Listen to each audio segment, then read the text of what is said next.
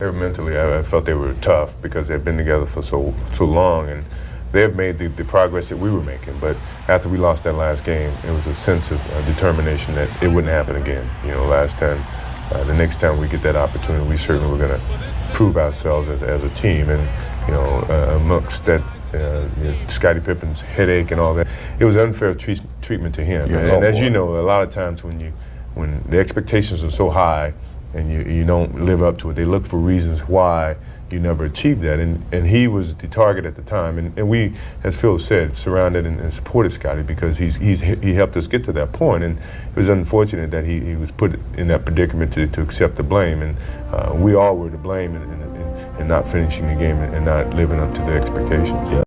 And it's just basketball. At the end of the day, it's just basketball.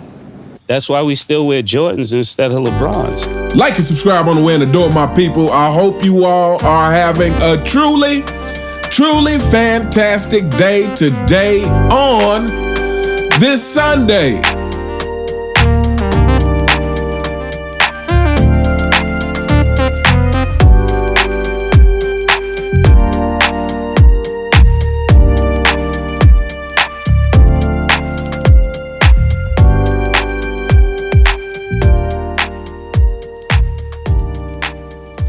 Welcome back, my people. So you saw the clip at the beginning of the video. That was 1997. Michael Jordan, Scottie Pippen, and Phil Jackson sat down to take a look back through the years and through the championships that they have won. And there will be plenty of videos coming from this interview. Shout out to Man Down Sports because this is where I first saw this. But I figured I would start with this clip of Michael Jordan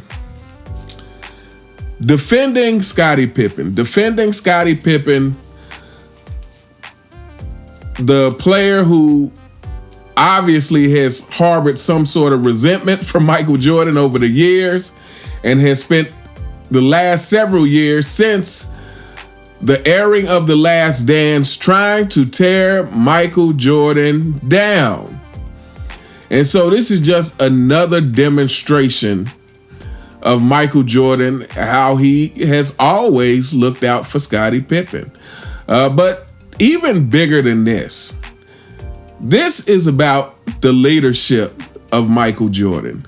And this is about Michael Jordan being a good leader. And this is about Michael Jordan saying, hey, look, you know, basically this was a big loss. They were looking for somebody to blame. They blamed Scottie Pippen, you know, about the migraine, but we all surrounded Scottie Pippen like this was unfair for him. And, you know, Michael Jordan said, we lost the game. Us as a team, we lost the game. And before he even got to that, he talked about, you know, about losing the game and said, hey, you know, we just haven't proven ourselves. Like, we have to prove that we are ready to beat this team. And so just that statement alone, and hey, LeBron James fanboys, guess what? Guess what? I'm about to talk about your king. That's right. So go ahead and cry and say, oh, I thought this was a Michael Jordan video. How come you got to bring up LeBron James? I'm going to tell you this one last time because this is bigger than about LeBron James. This is about opposition of morals and values and integrity. This is about a contrast of morals, values, and integrity. So when I talk about Michael Jordan being a person who played the game with integrity, being a person who doesn't cheat the game, I also talk about the opposite, which happens to be LeBron James, who is everything opposite of what Michael Jordan represented to the game. He's a person who spent his whole life cheating the game and taking shortcuts and feeling like he didn't have to prove himself because he came in as the chosen one. So to hear Michael Jordan speak about, hey, you know, we hadn't proven ourselves yet. Like we have to prove as a team that we could beat the Pistons. Hearing him say that again is just a reflection of how Michael Jordan didn't carry himself like he was supposed to be given everything. Like if we didn't win, it's because we haven't proven we were winners. It's just that simple. LeBron James fanboys. If you haven't won, it's because you haven't proven yourself to be a winner. It's just that simple. It's not because you didn't have the right teammates. It's not because Danny Green missed a shot. It's not because you made the right play and passed it to George Hill. No, it's because you haven't proven yourself to be a winner. And so, so to hear Michael Jordan say that, I thought was noteworthy to start off with, to say that, hey, we got to prove ourselves to be tough enough to get past the Detroit Pistons. But again, going back to Scottie Pippen, like I said, seeing Michael Jordan's leadership of trying to take the heat off of Scottie Pippen by saying it wasn't his failure. This was a team failure. It was all of our faults that we didn't win. And guess what, LeBron James fanboys? This is where we come back to your king. This is where we come back to this year being the circus that your king has created. And I can recall after he pulled that weak move by going off on Stephen A. Smith courtside, he went on the Pat McAfee show and basically said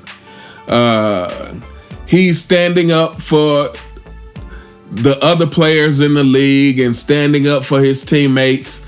Like, this is why he's taking a stand against mainstream media that's so hard on the players, because LeBron James is concerned for everybody else. He was concerned for his son. He's concerned for the other players in the league. He is concerned for his teammates. Well, LeBron James, when Russell Westbrook was getting so much criticism on a daily basis, why didn't we ever hear you come out and say what Michael Jordan just said? Why didn't we ever hear you come out and say, hey, look, Russell's new to the team. He's being asked to play a position that he hasn't played before because I can't do it. I can't do what D-Wade did for me when I went to Miami. I can't do what D-Wade did for me and play a different way so that the newcomer could just be themselves. I can only play one way. So mainstream media, you guys have to take it easy on Russell Westbrook. It's not his fault. It's all of our fault. But no, we never heard LeBron James come out and defend anything. What Russell Westbrook. Matter of fact, we never heard LeBron James come out and get any criticism. And here's something else noteworthy that Michael Jordan said about not blaming Scottie Pippen. He said, hey, Scottie Pippen helped us get as far as we got. We got to Game 7. Scottie Pippen helped us get that far. So it's not, it's not fair. And here's something else that I didn't know until I watched this. Like I said, I'll be doing several videos about this. But I think Scottie Pippen's father had passed either a week or two before those playoffs. It might have even been sooner than that. I don't remember the exact date, but Scottie Pippen's father had just passed. So yeah, so Michael Jordan saying, it's not his fault and it's our fault as a team is more than LeBron James ever did as a leader to defend his teammates. And then there's several clips of Michael Jordan defending Scottie at various points throughout his career. But 2018, when J.R. Smith made the absent-minded play that LeBron James threw an ultra temper tantrum over and went and sat on the bench, did not corral the troops, wouldn't even look at J.R. Smith. And all of the flack that J.R. Smith caught from that, because I really believe that deeply affected J.R. Smith for a while. And I can't see how it didn't.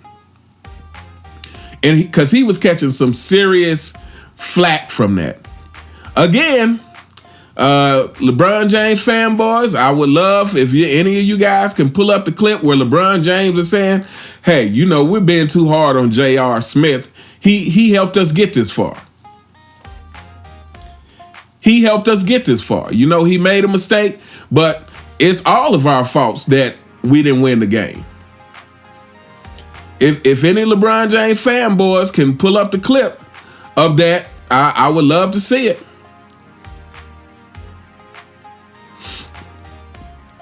If anybody can pull up a clip of LeBron James defending Danny Green in 2020 when he made that pass, because LeBron James, again, doesn't have any go-to moves, and he actually looked ridiculous making that drive because he was just driving aimlessly towards the basket and kicked it out to Danny Green, and Danny Green missed that three-pointer off the front of the rim.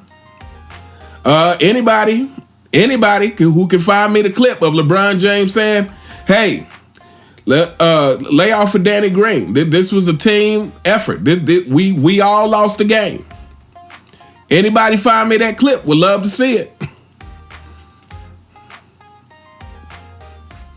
The numerous times that Anthony Davis has been the scapegoat for the Lakers. The numerous times. I mean, it's facts that Anthony Davis is very injury prone, but even without that, I mean, that was already a built-in excuse for LeBron, the fact that Anthony Davis was injury prone, because they talked about that endlessly, you know, calling him street clothes and whatnot. And he does get injured a ridiculous amount. But even when he wasn't injured, again, whenever they had failures, you can believe it's not going to be LeBron James they point the finger at.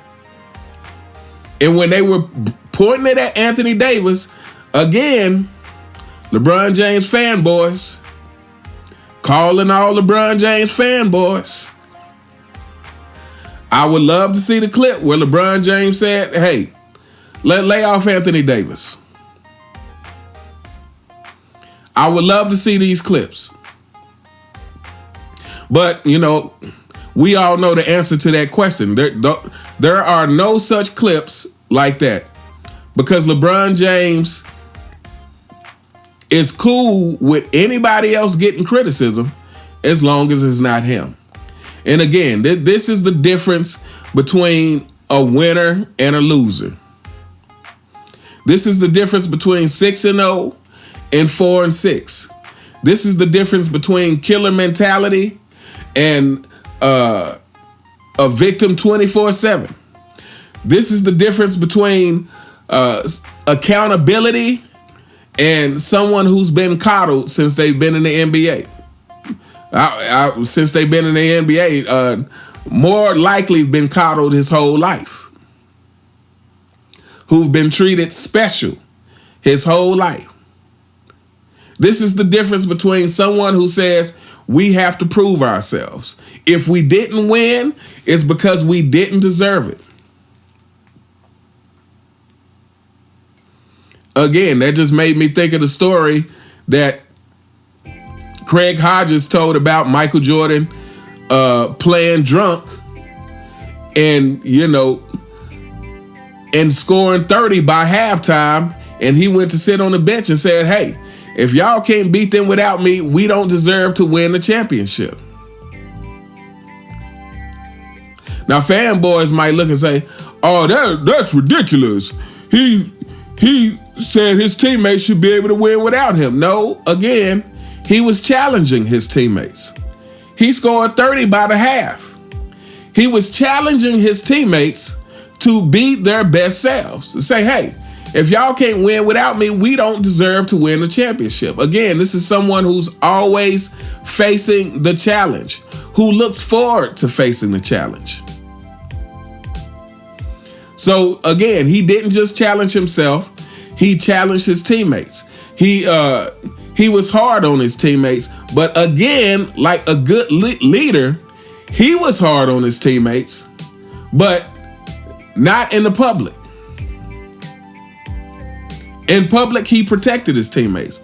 In public, if the media was hard on one of his teammates, Michael Jordan said, "This is a we thing." That's the difference between LeBron James. LeBron James says we to take the blame off of himself, because most of the time it is actually his fault. But he never says we to take the blame off of someone else. LeBron James says we to take it off of himself. When LeBron James talks about 2011 and has a million different excuses, like, oh, well, we only had a big three, the rest was minimum guys. When he has excuses like, oh, I was too worried about letting everybody down. When he's bringing up the million excuses, again, LeBron James only says we to take the heat off of himself, because he was the one who was the reason they didn't win. But when it comes to his teammates, you won't hear LeBron James say a word. When it comes to his teammates being the one who might have dropped the ball, LeBron James is going to say, I had a triple-double. I don't know what everybody else was doing.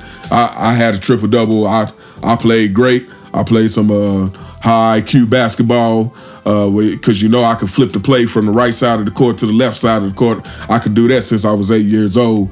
And, I just play high IQ basketball all the time. I make the right play. Matter of fact, I play such high IQ basketball that I don't even have to play defense anymore. I can just stand there and manipulate defenders with my mind because my IQ is that high.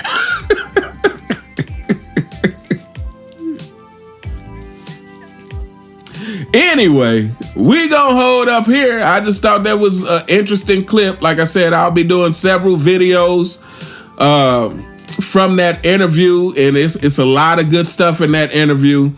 But like I said, I thought that was a good clip to start with, just because once again we have Michael Jordan defending the ungrateful Scottie Pippen, who much like LeBron James believes he is underappreciated.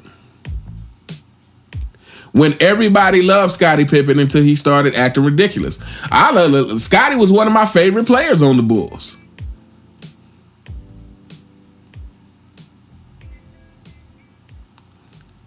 But when he started saying all the ridiculous stuff, it's just like, man, come on. Like everybody, you were talking to people who watched the games. Like, Scottie Pippen, you are great. You are not Michael Jordan by far. You are not that consistent, especially on offense, which is why let me stop talking, because they address a lot of stuff in that interview that we'll get to. But anyway, let me know what you guys think in the comments. What do you think of another example of Michael Jordan showing what great leadership is by taking the blame away from Scottie Pippen, by saying, hey, this is not his fault. We lost as a team. It is us. Let me know what you guys think in the comments. You all have a truly fantastic day, and I'll see you next time. All right.